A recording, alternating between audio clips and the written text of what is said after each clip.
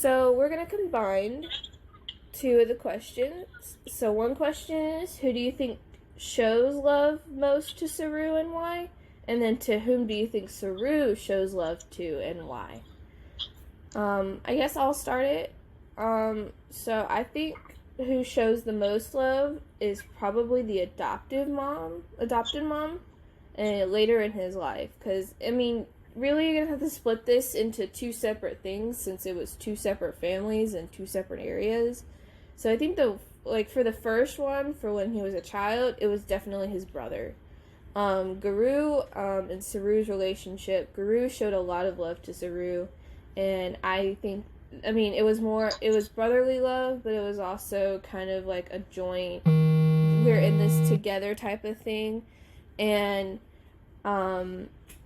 it's something where you don't, like, he was protective of his brother wanted to be with him, and all of this, and then for the second part of his life, I think his adoptive mother showed the most love. It really was because of, that's his adoptive mom, and his adoptive mom put like a lot of love and a lot of care into caring for him and his adopted brother.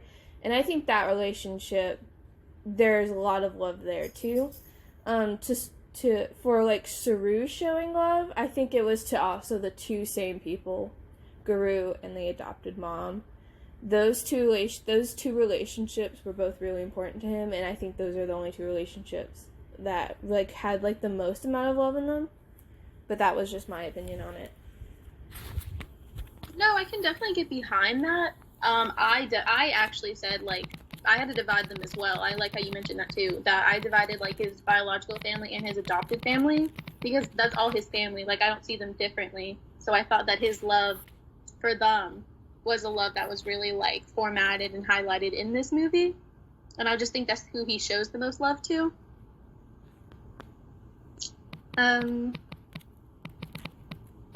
And yeah, I thought his parents gave him the most love. Like, all his adopted family, of course, they loved him even though he wasn't biologically theirs.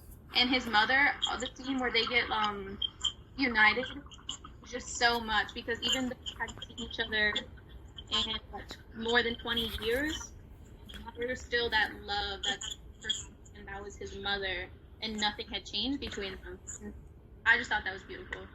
Yeah.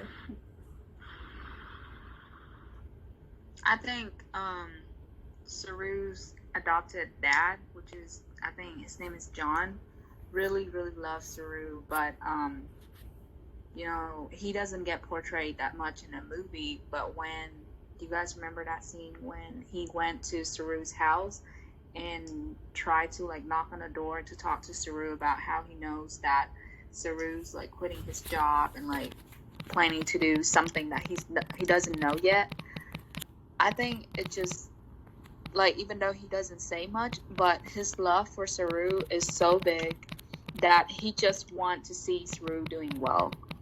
And also, one person that I think Saru shows love to the most is probably his biological mother, because even though like he was so young, but he knows that she cares about him. And I think it's just human instinct that we as humans understand that our parents love us, even when we were so young, and it's just irreplaceable. And yeah, the scene when they reunited, it just really got me crying. Yeah. The reuniting scene is so much on a person's special. So much. Like, the emotion, I felt it. I would say I liked the point you mentioned about the dad, but I feel like he didn't get enough recognition. But obviously, I think that's the purpose, like the mother relationship between the adopted mother and the biological mom. So the dad was just kind of left out a little bit. But I feel like the scene where you were talking about him going to see Saru in his apartment, that was the scene that was really vivid to me, because the mom was having a really bad time because her other son had disappeared and Saru was missing, and the mom just was defeated, and the dad was still standing there strong, going to someone's and be like, come out here, your mom needs you, I love your mom, and I want her to be okay. You'd make her okay. And he was just so strong because he could have just wallowed in bed too, but he was like, no, I need to take care of my family. I need to get stuff done. Mm-hmm. That's how big his love really is for his family. Yeah, it's huge. It's just really, really special. Even the way that he, like, handled Mantosh's, like, episodes, I guess is what you would call them, where he would, like, have a fit. The way he, like, loved him and just held him and took care of him in those moments was so special. It really was. That touched my heart. Yeah, it takes me because I feel like Saru's adopted brother had a lot going on before he got adopted, and those just issues never got resolved. Yeah, I mean, Mantosh was, like, he was special needs. Like, he had, like, a for sure disability, like, that was very evident at one point in the movie. And I worked with special needs kids back in high school, and just seeing the way that, like, regardless of what was going on and what he was going through and what he was experiencing in life, like, the family loved him regardless. And I know that's, like, talking about Mantosh and not Saru, but, like, that was so special. That's so special.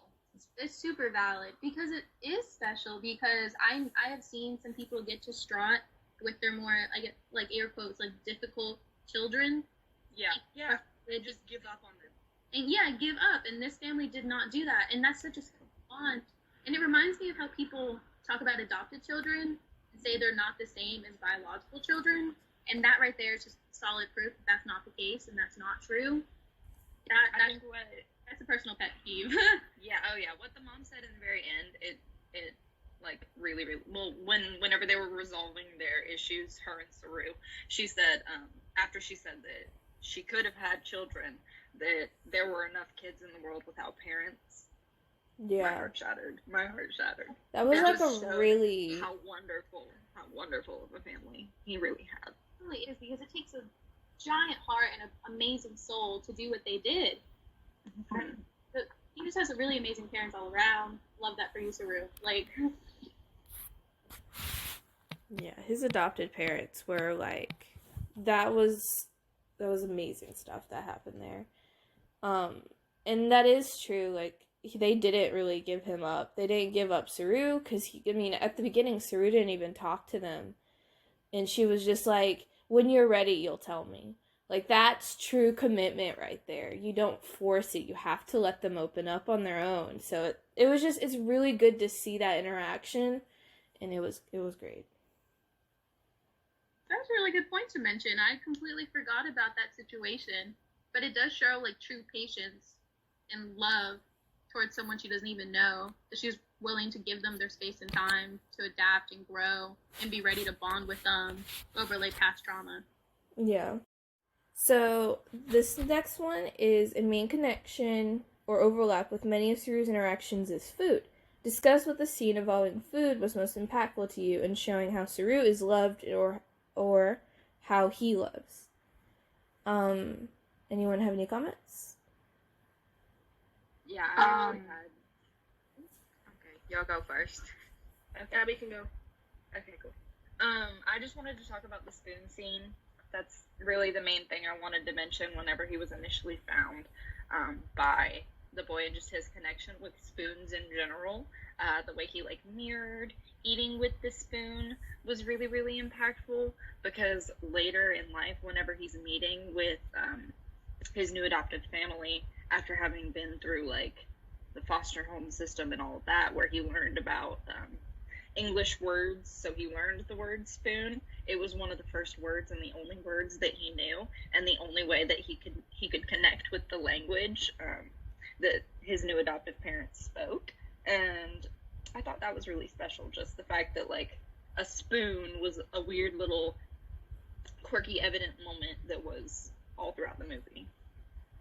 That's such a sweet thing to, like, touch up on, because that is one of the first, like, big moments they show us in the movie.